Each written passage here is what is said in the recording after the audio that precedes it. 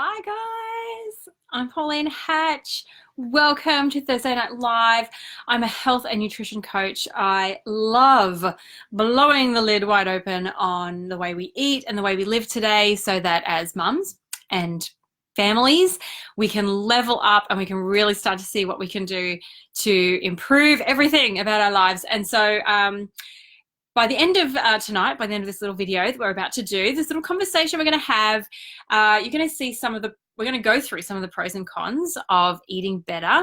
Does it really suck the fun out of your life? We're going to look at that tonight. So by the end of this, you will have some answers and you will be able to know whether that's something that you want to think about doing or not.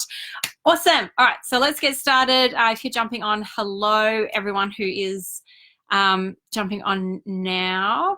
I do have a question that I want everyone to answer, and I'm going to ask you that in a little bit once a few more people are on. I'm going to ask you to answer a question for me. I really want you to think about this, and I'll tell you the question now, and I'll keep repeating it throughout. I would really love to know in the comments what you feel is the one thing that would stop you from feeling like you could change up the way you're eating and incorporate more, sort of like healthy, nutritious food, fruits and vegetables and nuts and seeds and things like that. What's your biggest roadblock? What's the thing that makes you think, well, that's going to be sucky because ...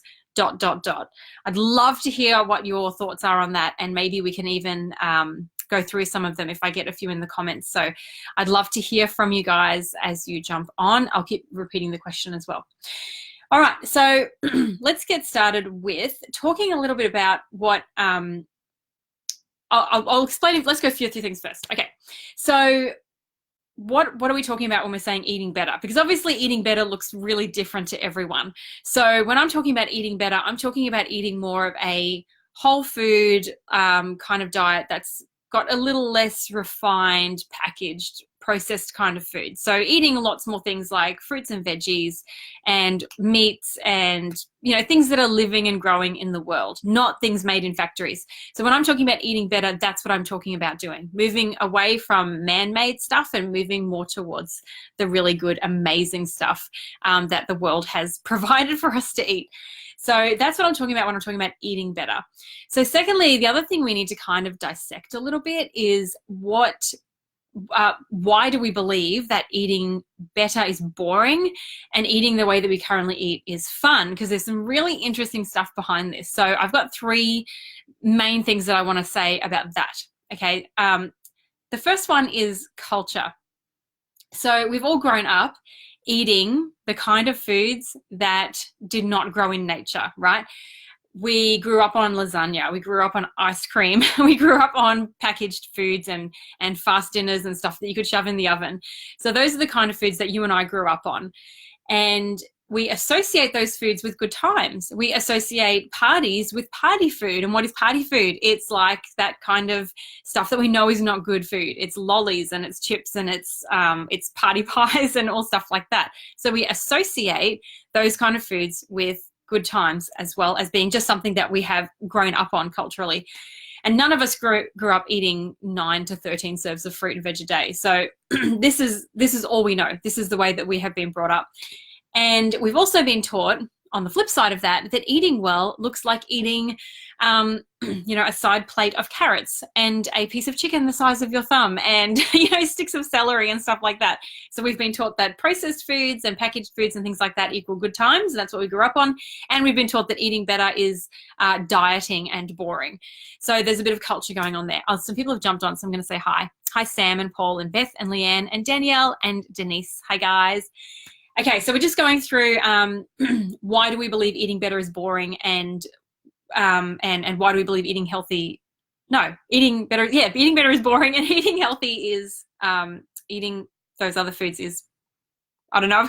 Oh my gosh, I've got it all mixed up now. Anyway, you know what I'm saying. All right. The second one is habit and engineering. So you have to bear with me, guys. Today has been bang, bang, bang. It has been such a rush the whole time, and I really wanted to give this message, but it's like in my brain like this. So I'm trying to funnel it down into something consumable. All right. So habit and engineering. This one is really, really fascinating. All right. So there is this guy named Howard Moskowitz, and he in the 70s, He discovered, he was like a sciencey guy, and he discovered this formula of the exact ratios of sugar, salt, and fat to create what he labeled the bliss point in the human mind. And by bliss point, I mean the point where the brain released dopamine, which is our feel good chemical in our brain. So basically the ratio of sugar, salt, and fat that created ecstasy in your mind, right? So he worked out the formula for that. Then that formula got taken and put across all of our foods. So all of a sudden we had food that was being engineered to make our brain feel the absolute maximum perfect amount of ecstasy every time we ate it. So there's a couple of things going on with that. Even the foods then that shouldn't really be sweet suddenly became sweet, because if everything has this formula applied to it, and then there's one product that doesn't, what's going to happen? No one's going to buy that product because it doesn't have that formula and it doesn't create that same effect. And so people aren't going to buy it because they're going to say that doesn't taste very good.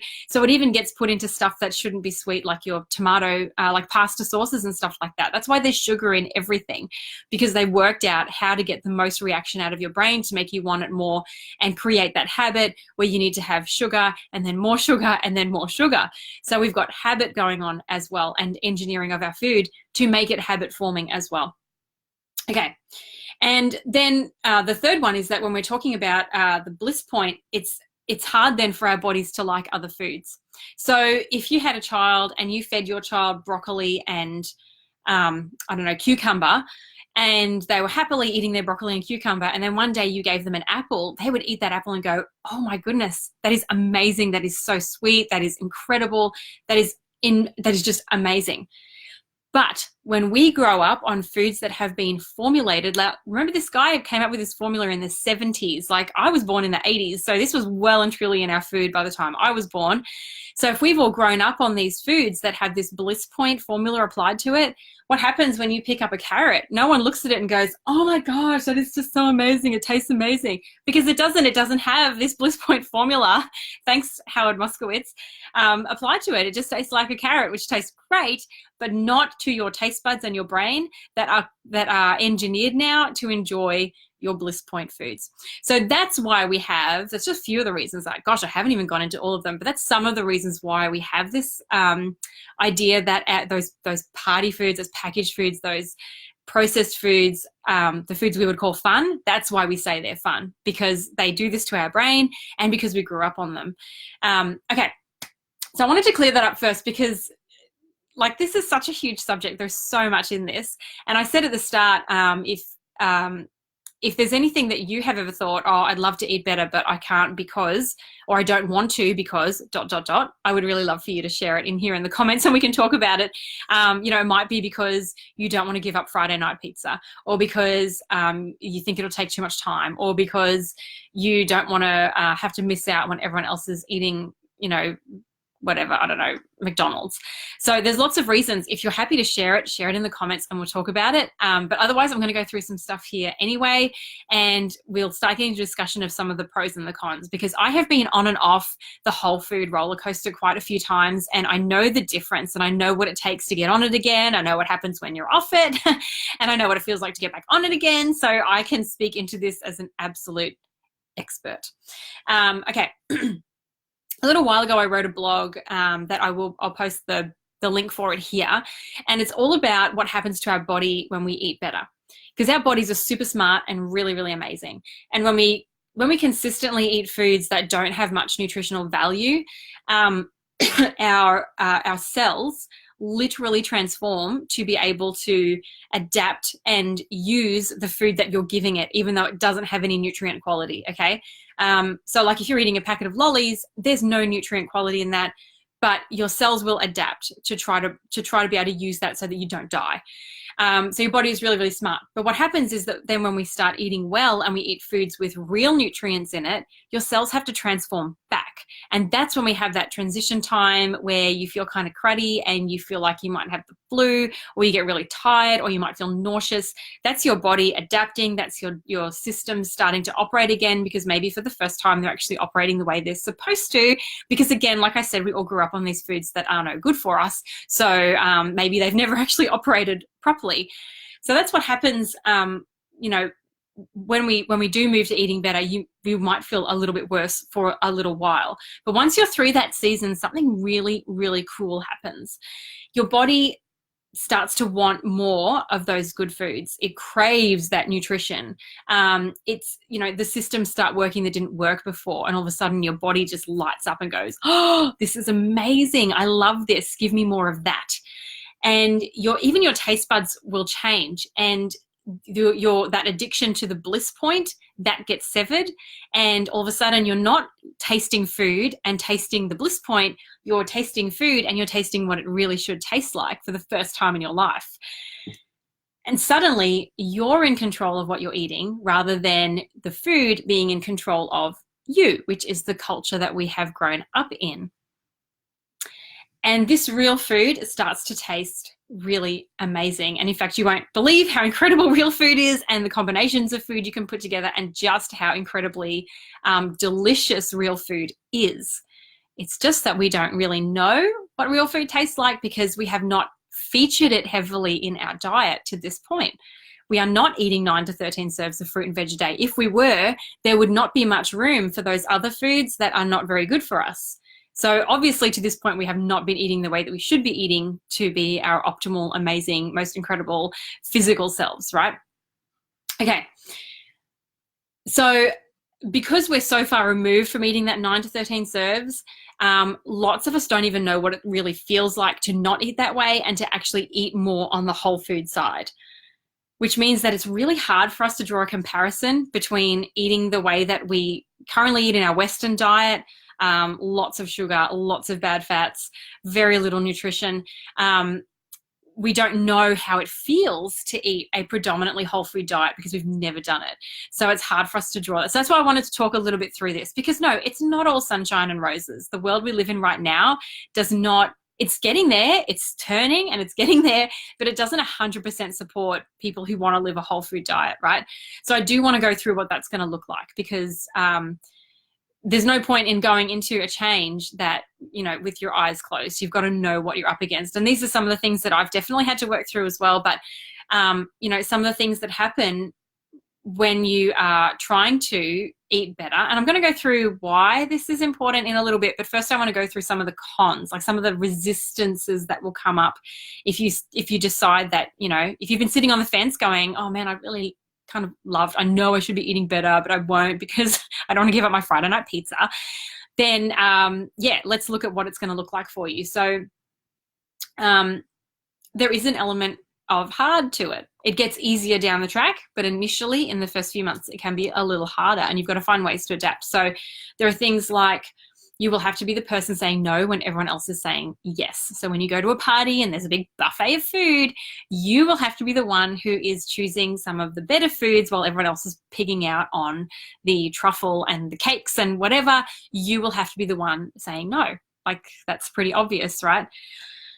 It might mean that Friday night pizza looks different. And you might love Friday night pizza because it symbolizes something. It symbolizes the end of the week. It symbolizes having a beer and a relax and watching a movie. It's symbolic. So it might mean taking the symbolism to something else. Make a better quality pizza. I make amazing pizzas, but they don't have any of the garbage on them. So it might just mean, reimagining what that looks like. But yes, it will mean looking at some of those events that you love and having to change them a little bit, which pushes against our comfort zone. And that's a huge element of change, is the way that it pushes against our comfort zone. Sorry, I've been missing a few of the messages here. Hi, everyone else who's jumped on. Hi, Silvana and Jake and Fiona and Katie and Carly and Joanna. Sam said it's hard at family events. Yeah, and I'm about to say that now. And Silvana said such interesting points. Yeah, I've had to grapple with all of these. I love looking at stuff like this, working out why we eat the way that we do. So, when it comes to family events, it can really push against other people when you decide to change the way that you eat, for a few reasons. One is because they know you as the person who eats a certain way. And then when you suddenly show up and you're like, actually, I'm not going to eat that, I'm not going to eat that, but I am going to eat these foods, it can press against what they know about you. And it can actually make people feel a little bit self-conscious and guilty, because suddenly it seems like you're one-upping them in health, and it can make people feel a bit like, ugh. So you've got to be aware that you might even get resistance from other people. Other people, you know, I don't want to say tall poppy syndrome, because it's not really that. It's just, it presses against what people know about you. And so sometimes at family events, you do have to be able to stick up for yourself and go, hey, look, I know, but I'm just going to eat this instead, or whatever.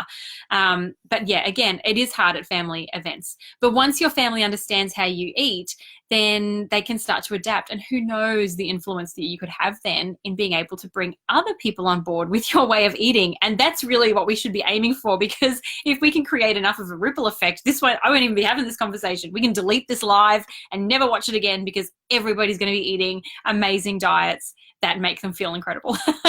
That's the goal, that it has to start with each individual person making that choice for themselves. So yes, family events can be hard, but you just got to stick to your guns and say, this is how I'm going to be, and I'm doing it for me. It means taking other things that you love. Again, it's often the ritual behind food that's the hardest thing. So if you always pick up a double shot frappuccino with whipped cream on the way to work, well, you're going to have to change that. Like, that is something that I would say that's not serving you. That's making your body, I'm positive that would have some bliss point in there that, you know, it needs to be eliminated. So you have to find a better alternative for that. And that might feel uncomfortable to you, because the ritual behind that is that on the way to work, it makes you feel better about going to work and blah, blah. So a lot of what we believe is, you know, we call our fun and things like that, is actually the ritual and the emotion that we attach to food. And that's a huge part of it too, is that you have to start recognizing when you're eating because of emotion. And you have to start dealing with the emotion rather than eating your feelings. And that can be really hard too. I had to do it. Well, I made myself do a whole entire thing where I wrote down every single thing that I eat because of some way that I'm feeling, whether it's because I'm down, because I've had a bad day and I feel like I deserve it, whether I'm procrastinating from something and I'm eating because I'm trying to avoid doing something I don't want to do.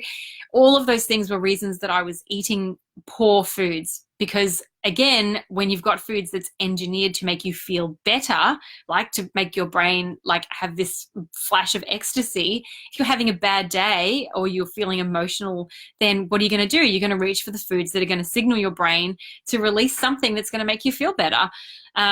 So that's a huge thing too. Like, if you do change your diet, prepare to come face to face with your emotional self and what you're doing in that. But again, it's all for your good to do that as well, because eating your feelings is not serving you in any way, physically or emotionally or mentally as well. And Michaela said, I eat feelings. Oh, everyone does. Like, everyone does.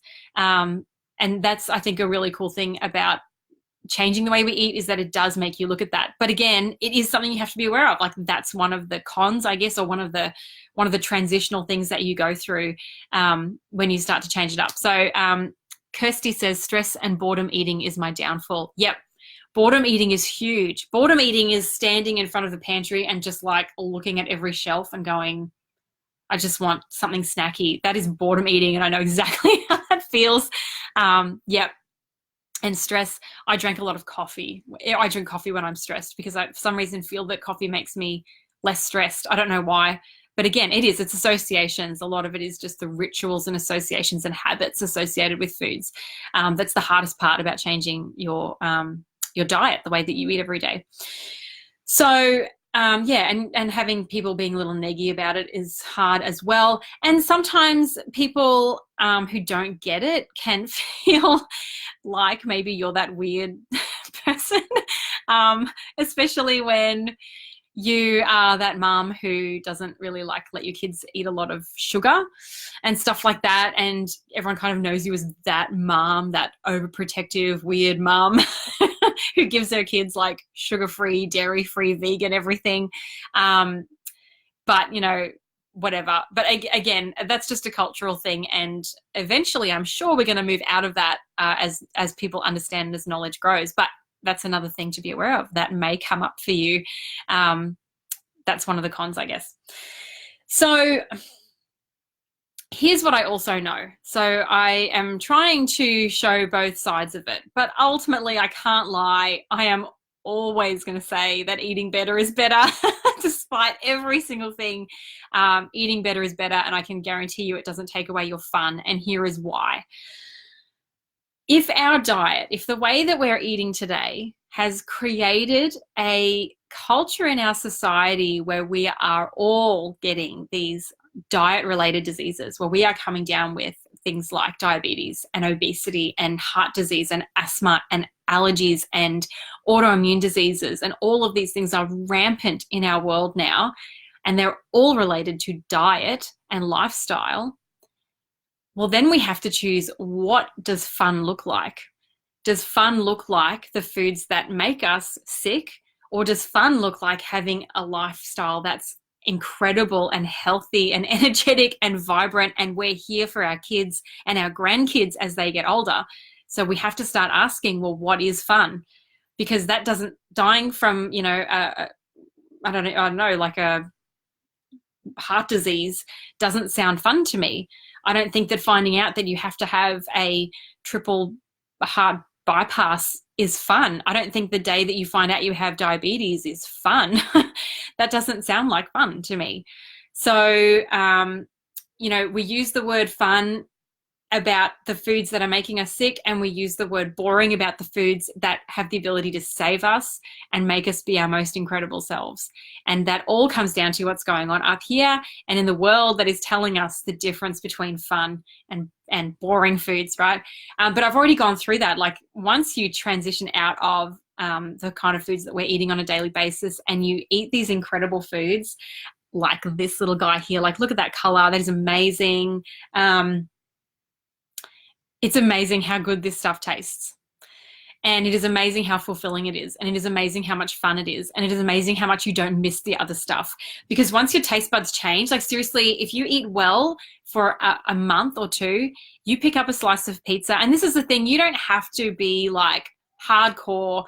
You can just do, like an 80-20 rule or a 90-10 rule. Like, eat the majority of your foods as beautiful whole foods, stuff that the world has created for you to eat.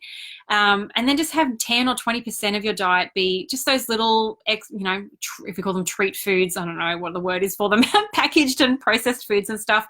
That's great balance. I would think that's amazing for a family today to be eating that way. It's very culturally abnormal, but I believe it's the way that we really need to start going if we're going to start turning around the way that our health is going. Sylvana says, grandmother's giving my kids junk and not understanding why it's not okay, as they want to spoil them. Yep. Yes. That's all I have to say about that. I know. And you just got to just be okay. As long as you're a great mum and you're doing what you can do in what you can control, that's brilliant. And Sylvana also said, is that carrot from your garden? No, this is from an organic co-op that we have in our suburb, which is fantastic. So lots of organic foods and things that we get every week. So that's why it has like the top on it and it looks a bit scungy. That's because it's real food and it's not, anyway, that's another story. And hi, Carla, as well, who just jumped on. All right. And hi, Kelly, as well. And Karen. Oh, I've missed a whole bunch of people. And Janelle and Geeta. Hi, guys. Oh, and Lisa. So, all right.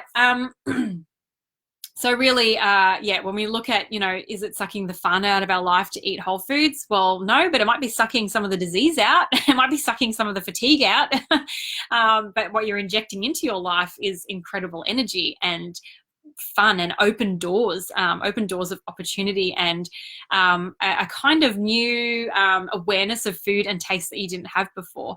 So like I said, you don't have to jump in like balls and all. You can just do like an 80-20 kind of rule or something like that. And if you've never tried eating this way, I said this before, like if you've never tried changing the way that you eat from the standard way to something a little more clean eating, more whole food eating, you don't really have a scale to measure off yet. So what you could do is maybe try changing something up for 4 months. Follow some kind of whole food program for 4 months or 6 months and see how you feel. Then you'll be able to rate the difference, and then you'll be able to decide with real knowledge, real insight, what's more fun. Because if you don't know what fun can be had on the other side, where we are over here with our carrots going, guys, guys? If you're not over here with us, then how can you know what fun looks like on our side of the fence? So I really invite you to do that. And like I said, just try it for a little bit and then you can gauge the difference for yourself. Did I say about the food tasting different? Yeah, so after you've changed the way that you eat and your taste buds change and your brain severs that connection to the sugar, fat, sodium thing, it's amazing how different food tastes. Like you will literally pick up a slice of pizza and eat it and just be like, oh, who put an oil rig in a box? Like who did this? It is amazing. It's just that right now you think it tastes great, but you don't actually know that it doesn't taste great because it's not the foods that we're supposed to be eating. So that's just my last little thing that I'm going to say there.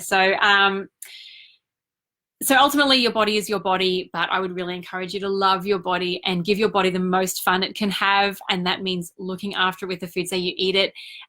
Yes, and Lisa, it is sustainable. I think that's a huge part of it. Eat in a way that is doable and sustainable. And that just means eating foods that are readily available, create incredible, amazing, delicious meals out of foods that grow and live on the earth, not made by chemicals in a factory.